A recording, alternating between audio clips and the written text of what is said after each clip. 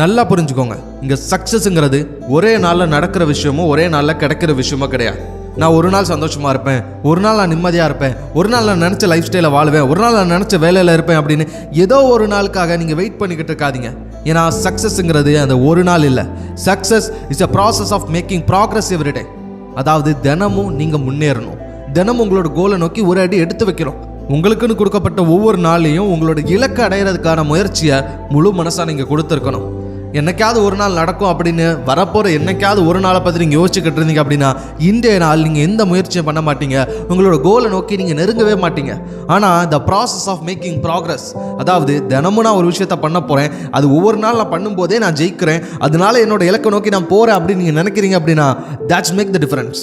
So இன்னைக்கு நீங்கள் எடுத்து வைக்கிற ஒவ்வொரு அடியும் உங்களோட வெற்றி. இன்னைக்கு நீங்க ஆசைப்பட்ட மாதிரி ஒரு விஷயத்த செஞ்சிட்டீங்க, இன்னைக்கு முடிவு பண்ண அந்த விஷயத்த சாதிச்சு காட்டுட்டீங்க அப்படின்னாலே அதுதான் வெற்றி.